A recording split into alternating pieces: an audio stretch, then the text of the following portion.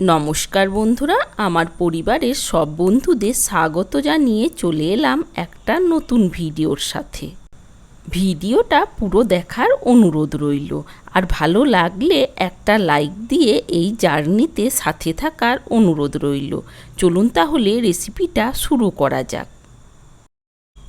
আমি নিলাম 1 কাপ মুগ ডাল। মুগ ডালটা বেশ ভালোভাবে জল পাল্টে পাল্টে ধুয়ে নেওয়ার পর 2 ঘন্টা এটা জলে ভিজিয়ে রেখে দিয়েছিলাম।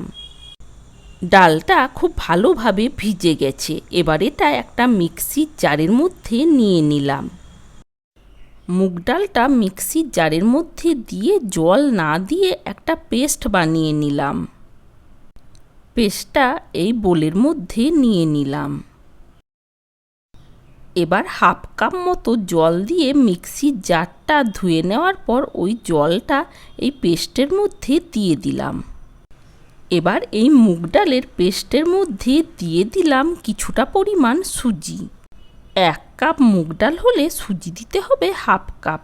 তার সাথে দিয়ে দিলাম 3 টেবিল চামচ মতো টক দই। বেশ ভালোভাবে একসাথে মিশিয়ে নিলাম। আমার এই চ্যানেলে অনেক হেলদি ব্রেকফাস্টের রেসিপি দেওয়া আছে, চাইলে আপনারা ওইগুলো একবার দেখে নিতে পারেন। বেশ ভালোভাবে মিশিয়ে নেওয়ার পর 10 মিনিটের জন্য ঢাকা দিয়ে রেখে দিলাম। একটা প্যান বসিয়ে নিলাম। প্যানের মধ্যে দিয়ে দিলাম খুব সামান্য ঘি। ঘিটা বেশ ভালোভাবে গরম হয়ে যাওয়ার পর এর মধ্যে দিয়ে দিলাম 1/2 বাটি মতো ওটস। ওটসটা একটু নাড়াচাড়া করে ভেজে নেব। কম ফ্লেমে ওটসটা 2 মিনিট মতো ভেজে নিয়েছি। এবার এটা নামিয়ে নেব। এটা একটা বোলের মধ্যে নিয়ে নিলাম।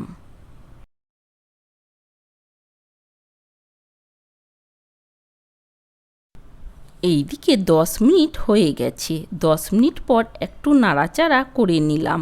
সুজিটা অনেকটাই ফুলে উঠেছে আর জলটাও অনেকটা টেনে নিয়েছে। এবার আমি এর মধ্যে দিয়ে দেব পেঁয়াজ কোচানো। আপনারা যদি এটা নিরামিষ দিনে বানাতে চান তাহলে পেঁয়াজের পরিবর্তে গ্রেট করে আদাও দিতে পারেন। এবার দিয়ে দিলাম কোচানো কাঁচা লঙ্কা। তার সাথে দিয়ে দিলাম 1 চামচ মতো গোটা জিরে। ঝালের জন্য দিয়ে দিলাম সামান্য চিলি ফ্লেক্স। তার সাথে দিয়ে দিলাম 1/2 চামচ মতো চাট মশলা। তার সাথে দিয়ে দিলাম পরিমাণ মতো লবণ।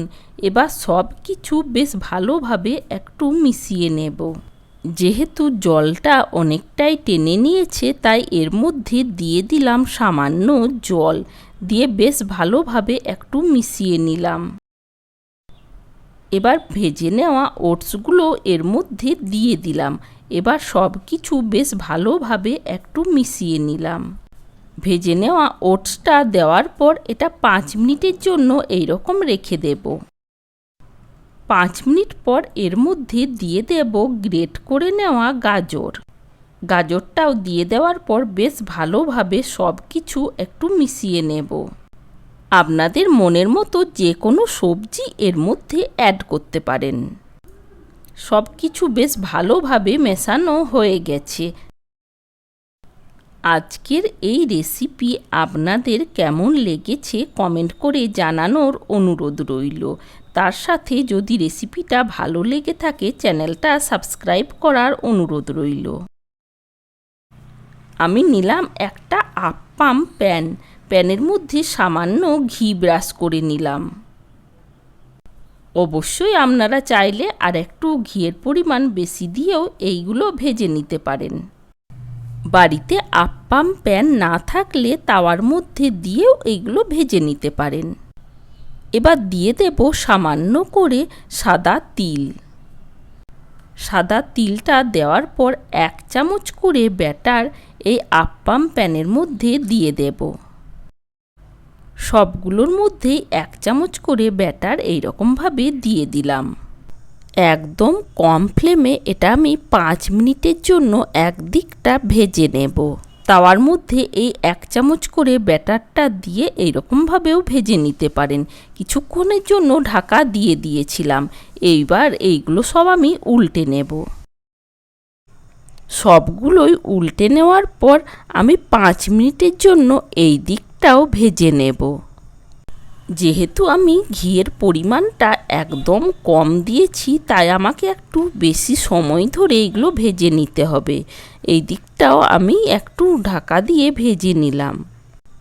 দুদিকটাই বেশ ভালোভাবে ভাজা হয়ে গেছে। এবার এগুলো আমি সব নামিয়ে নেব। ব্যস্ত জীবনে মূল্যবান সময় বের করে পুরো ভিডিওটা দেখার জন্য অনেক অনেক ধন্যবাদ। ভালো থাকবেন, সুস্থ থাকবেন। আবার দেখা হবে অন্য কোনো ভিডিওর সাথে। Thanks for watching.